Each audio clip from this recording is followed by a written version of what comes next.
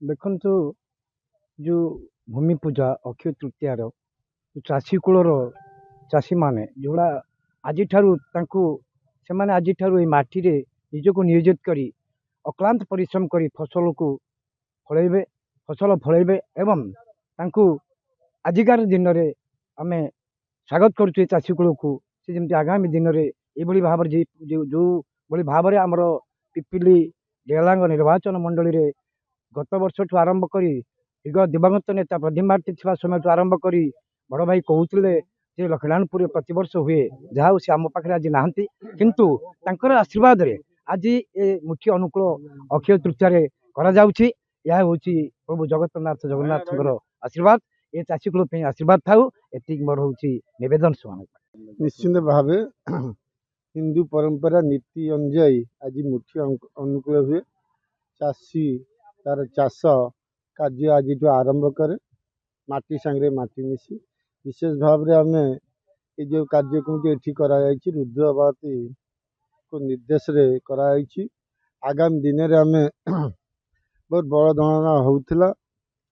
ବିଗତ ଦିନରେ ଆମେ ଲକ୍ଷ୍ମୀନାରାୟଣପୁରରେ କରୁଥିଲୁ। ପୂର୍ବତନ ଯେ ସ୍ୱର୍ଗତ ପ୍ରଦୀପ ମହାରଥୀ ତାଙ୍କ ନେତୃତ୍ୱରେ ରାଜ୍ୟସ୍ତରୀୟ ଆମେ କରୁଥିଲୁ। ନିଶ୍ଚିତ ଆଜି ବି ମଧ୍ୟ ବୟୋଜ୍ୟେଷ୍ଠ ଯେଉଁମାନେ ଆସୁଛନ୍ତି ବୟୋଜ୍ୟେଷ୍ଠମାନଙ୍କୁ ନେଇ କରାଯାଇଛି। ସଭାପତି ପିପିଲି ବ୍ଲକ ସଭାପତି ପିପିଲି ଏନସି ବିଭିନ୍ନ 25 ପଞ୍ଚାୟତରୁ ମୁଖ୍ୟ ମୁଖ୍ୟ ଲୋକ ଆସି ଆଜି ଏହି କାର୍ଯ୍ୟକ୍ରମରେ ଯୋଗ ଦେଇଛନ୍ତି। ବିଶେଷ ଭାବରେ ଆମେ ଧନ୍ୟବାଦ ଦେବୁ ଯେ ଧଣୀ ଭାଇକି ତାଙ୍କ ନେତୃତ୍ୱରେ ଆଜି ଏହି କାର୍ଯ୍ୟକ୍ରମ କରାଯାଇଛି। ବିଶେଷ କରି ଏଇ ଲୋକମାନେ ଜାଣନ୍ତୁ ବିଗତ ଦିନେ ଆମେ ଶାସନ ଥିଲୁ କରୁଥିଲୁ ଶାସନ ନଥାଇ ମଧ୍ୟ ଏହି ପରମ୍ପରାକୁ ବଞ୍ଚେଇ ରଖିଛୁ। ଆଉ ଗୋଟେ ଗୁରୁତ୍ୱପୂର୍ଣ୍ଣ କଥା ଚାଷୁଛନ୍ତି ଆଗାମୀ ଦିନରେ ଯଦି ସେଭଳି ପରିସ୍ଥିତିରେ ବିଜୁ ଜନତା ଦଳ ଚାଷୀଙ୍କ ପାଇଁ ଠିଆ ହେବ ନା ନିଶ୍ଚିନ୍ତ ଭାବରେ ଯଦି ଆଗାମୀ ଦିନେ ଯେଉଁ ଚାଷୀଙ୍କ ପାଇଁ ଯେଉଁ ସାର ପିଡ଼ିଆ ବିହନର ଅସୁବିଧା ହୁଏ ନିଶ୍ଚିନ୍ତ ଭାବରେ ବିଜୁ ଜନତା ଦଳ ରାଜରାସ୍ତାରେ ଓହ୍ଲେଇବ।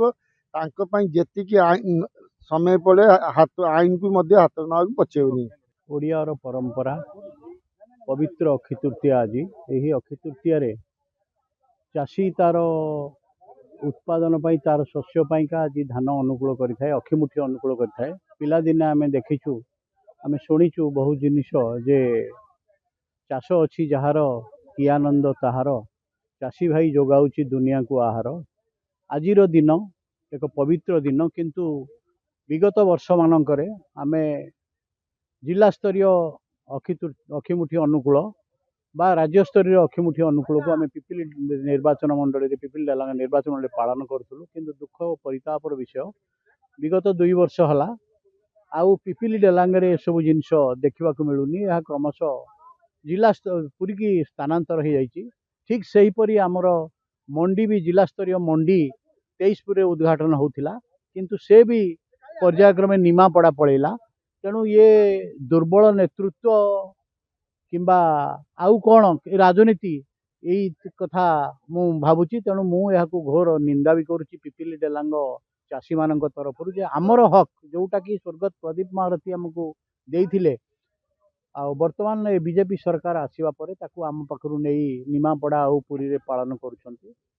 ତେଣୁ କଥା ହେଉଛି ଯେ ଆଜିର ଏଇ ପବିତ୍ର ଦିନ ଆଜି ଦିନରେ ଜଗନ୍ନାଥ ମହାପ୍ରଭୁଙ୍କର ରଥର କାଠ ବି ଅନୁକୂଳ ହୁଏ। ଗାଁ ଗହଳିରେ ଲୋକମାନେ ଆଜିର ଦିନରେ ଘର ଅନୁକୂଳ କରନ୍ତି ଗୃହ ପ୍ରବେଶ କରନ୍ତି। ସବୁର ଅନୁକୂଳର ମୁଖ୍ୟ ଦିନ ହେଲା ଆଜିର ଦିନ। ତେଣୁ ଏହାକୁ ପାଳନ କରିବା ପାଇଁ ଆଜି ଆମ ତରଫରୁ ପ୍ରୟାସ ହେଇଥିଲା। ଏଇ ନିର୍ମଳା ଗାଁରେ ଜିଲ୍ଲା ପରିଷଦ ସଭ୍ୟ ଶ୍ରୀ ଧରଣୀଧର ସାହୁଙ୍କ ନେତୃତ୍ୱରେ ପ୍ରଫୁଲ୍ଲ ସ୍ୱାଇଁ ଆମର ଯିଏ ସଭାପତି ବା ଜିଲ୍ଲା ବ୍ଲକର ଉପସଭାପତି ବ୍ଲକର ଭାଇସ୍ ଚେୟାରମ୍ୟାନ୍ ତାଙ୍କ ନେତୃତ୍ୱରେ ଆମମାନେ ସବୁ ଏଠିକି ଆଜି ଆସିଥିଲୁ। ବହୁତ ଖୁସି ଲାଗିଲା ଏ ପରିବେଶ। ଆଉ ତ ଗାଁ ଗହଳିରେ ହଳ ନାହିଁ କି ବଳଦ ନାହାନ୍ତି। ତେଣୁ ଯାହା ହଉ ଆଜିର ଏ କାର୍ଯ୍ୟକ୍ରମ ଖୁବ୍ ଶାନ୍ତି ଶୃଙ୍ଖଳାର ସହ ହଜାର ହଜାର ଚାଷୀମାନଙ୍କ ସହ ପାଳନ କରାଗଲା। ସେଥିପାଇଁ ମୁଁ ଧରଣୀ ଆମକୁ ଧନ୍ୟବାଦ ଦେଉଛି। ମୁଁ ତେବେ ସାଙ୍ଗ କରୁଛି ମୋର ନେତା ପୂର୍ବତନ ବିଧାୟକ ରୁଦ୍ରପ୍ରତାପ ମହାରଥୀଙ୍କ ନିର୍ଦ୍ଦେଶ କ୍ରମେ ଆଜି ଡେଲାଙ୍ଗ ପିପିଲି ନିର୍ବାଚନ ମଣ୍ଡଳୀର 23ପୁର ଗ୍ରାମ ପଞ୍ଚାୟତ ନିର୍ମଳା ଗ୍ରାମରେ ଆଜି ପ୍ରତ୍ୟେକ ବର୍ଷ ଭଳି ଏ ବର୍ଷ ମଧ୍ୟ ଅକ୍ଷିମୁଠି ଅନୁକୂଳ କରାଯାଇଛି। ପବିତ୍ର ଅକ୍ଷୟ ତୃତୀୟାରେ ମୋର ନେତା ଦିବଙ୍ଗତ ବିଧାୟକ ଶ୍ରୀଯୁକ୍ତ ପ୍ରଦୀପ କୁମାର ମହାରଥୀ ପ୍ରତ୍ୟେକ ବର୍ଷ ଜିଲ୍ଲାସ୍ତରୀୟ କାର୍ଯ୍ୟକ୍ରମ ରାଜ୍ୟସ୍ତରୀୟ କାର୍ଯ୍ୟକ୍ରମ ପିପିଲି ମାଟିରେ ପ୍ରତ୍ୟେକ ବର୍ଷ ହୁଏ। କିନ୍ତୁ ଆମେ ଦୁର୍ଭାଗ୍ୟବଶତଃ 2 ବର୍ଷ ହେଲା ଦେଖୁଛୁ ଯେଉଁ ପରମ୍ପରା ଆମ ପିପିଲିରେ ବଜେଇ ରହିଥିଲା ଏବେ ସେ ପରମ୍ପରା କ୍ଷୁଣ୍ଣ ହୋଇଛି। ଏବଂ ମୁଁ ଆଜିର ଏ ପବିତ୍ର ଦିନରେ ପ୍ରଭୁ ଜଗନ୍ନାଥଙ୍କ ପାଖେ ପ୍ରାର୍ଥନା କରିବି ଆଗାମୀ ବର୍ଷ ମୋର ଚାଷୀ କୂଳର ସମସ୍ତ ବନ୍ଧୁମାନଙ୍କର ସମସ୍ତ ଚାଷୀ ଭାଇମାନଙ୍କର ଯେମିତି ଫସଲ ଭଲ ଅମଳ ହେଉ ଏବଂ ଭଲ ପାଗ ପ୍ରଭୁଙ୍କର ଆଶୀର୍ବାଦରେ ଭଲ ଅନୁକୂଳ ପାଗ ରହୁ, ଯାହାକି ମୋ ପିପିଲି ମାଟିର ସମସ୍ତ ଚାଷୀମାନେ ଉପକୃତ ହେବେ। ଏବଂ ଆଜି ପବିତ୍ର ଦିନରେ ସମସ୍ତ ଚାଷୀ ବନ୍ଧୁମାନଙ୍କୁ ଅଭିନନ୍ଦନ ଏବଂ ଶୁଭେଚ୍ଛା ଶୁଭକାମନା ଜଣାଉଛି। ଏତିକି ମହାପ୍ରଭୁଙ୍କ ପାଖେ ମୁଁ ପ୍ରାର୍ଥନା କରୁଛି।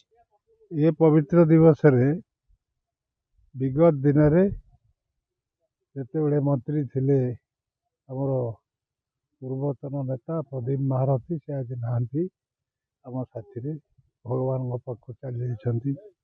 ସେ ସମୟର ଅନୁଭୂତି ଆମେ ଚକ ନଙ୍ଗଳଠୁ ଜନତା ଦଳଠୁ ବିଜୁ ଜନତା ଦଳ ପର୍ଯ୍ୟନ୍ତ ପ୍ରାୟ ଆପାତତଃ ରାଜ୍ୟ ନେତୃତ୍ୱରେ ଲକ୍ଷ୍ମୀନାରାୟଣପୁର ଠାରେ ମୁଖ୍ୟ ଅନୁକୂଳ ହେଉଥିଲା।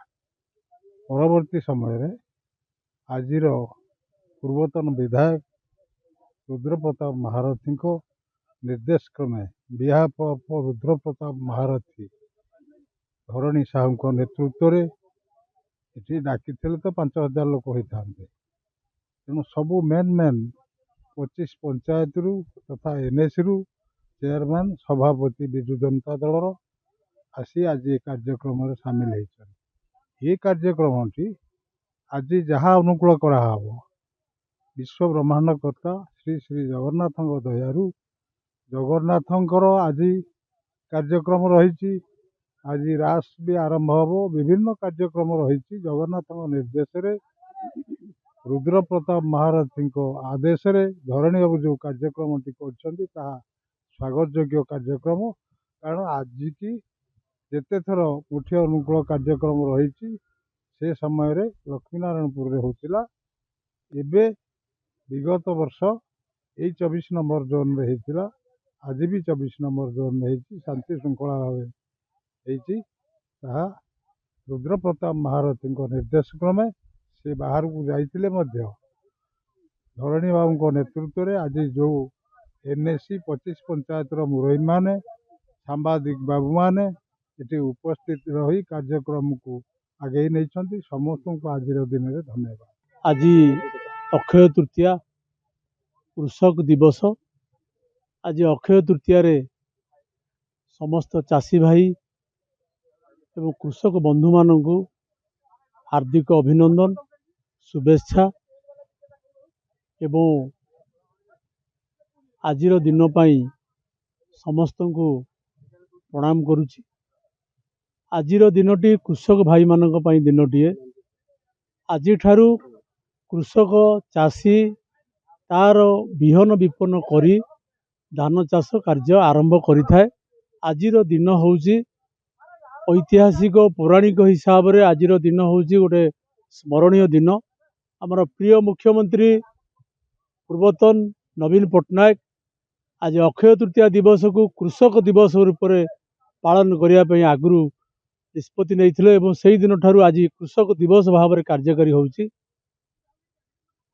ଆପଣମାନଙ୍କ ମାଧ୍ୟମରେ ସମସ୍ତ କୃଷି ବିଭାଗ ଅଧିକାରୀମାନଙ୍କୁ ଜଣାଇବାକୁ ଚାହେଁ ଏବଂ ପଚାରିବାକୁ ମଧ୍ୟ ଚାହେଁ କ'ଣ ହେଉଥିଲା ଏ ପିପିଲି ନିର୍ବାଚନ ମଣ୍ଡଳୀରେ, ଆଜି କ'ଣ ଘଟୁଛି। ଏଇଠି ରାଜ୍ୟସ୍ତରୀୟ କୃଷକ ଦିବସ ଅକ୍ଷୟ ତୃତୀୟା ପାଳନ କରାଯାଉଥିଲା, କିନ୍ତୁ ଆଜି ସାଧାରଣତଃ ପିପିଲିରେ ଯେଉଁ ଆତ୍ମା ଅଛି ସେ ଆତ୍ମା ବିଭାଗ ତରଫରୁ ଗୋଟେ ଅକ୍ଷୟ ତୃତୀୟା ଦିବସ କୃଷକ ଦିବସ ପାଳନ କରାଯାଉନାହିଁ। ଆଜି ଆମେ ଦୁଇ ଭାଇ ଆତ୍ମାର ପୂର୍ବତନ ଚେୟାରମ୍ୟାନ୍ ଆଜି ଆମର ଧାନ ଅକ୍ଷୟ ମୁଠି ଅନୁକୂଳ କରିଥିଲେ, ସୋନୁ ବାବୁ, ପ୍ରକାଶ ଧଳ ଏବଂ ମୁଁ ଥିଲି। ଆମକୁ ଆଜି ଦୁଃଖ ଲାଗିଲା ଆଜି ପିପିଲିରେ ଅକ୍ଷୟ ତୃତୀୟା ନ ହୋଇ ଆଜି ନିମାପଡ଼ାରେ ଜିଲ୍ଲାସ୍ତରୀୟ ହେଉଛି। ୟାଠୁ ଦୁଃଖର କଥା କ'ଣ ହେଇପାରେ। ମୁଁ ଗୋଟେ ଚାଷୀ ହିସାବରେ ସମସ୍ତ ଅଧିକାରୀମାନଙ୍କୁ, ରାଜ୍ୟ ସରକାରକୁ ସମସ୍ତଙ୍କୁ ପଚାରିବାକୁ ଚାହେଁ आमर अधिकार आम ब्लॉक रे कृषक दिवस पालन हो एवं कृषक मानकर आग्रह बढ़ू। आउ गोटे कथा कहूँ गत वर्ष भली सरकारी अधिकारी मानक चेतावनी देवाक चाहे जो भली भाव में यूरिया सारार अभाव है धान बिहनर अभाव है एवं नकली बिहन पर्याप्त परिमाण में जोगाई दिगला जहाँफल चाषी हंतसंत हेले से भली व्यवस्था न हो ठिकणा समय रे चाषी को सार बिहन पोकमरा औषध जोगाई दि जाऊ। वर्तमान सरकार कहते आमे चाषी आमे लोकों सरकार ये माननीय मुख्यमंत्री कहते मोहन माझी किंतु ताहा ठीक रे हो नहीं फल ओल्टा होची। आज चाषी तार आधार कार्ड धरिकी बुलूची कौठू सार आनिबो कौठू बिहन आनिबो गोटे तदंत करा जाऊ। ये पिपिल ब्लॉक रे केते नकली बिहन बिका जाउची सुंदरिया सुंदरिया फोटो मारिकी नकली बिहन केते बिका जाउची नकली बिहन दुकान केते हेची तार गोटे तदंत करा जाऊ। खाली एसी रे बसिकी चाषी मानक आमे चिंता करूचु चाषी पाई घोषणा करिचु सब्सिडी करिचु आज चाषी हताश। मु जने चाषी हिसाब रे कहिया चाहे मोर न्याय्य अधिकार मते मिलू ये हूँ आज अक्षय तृतीया दिवस रे आपण मानक जरिया रे समस्त को निवेदन।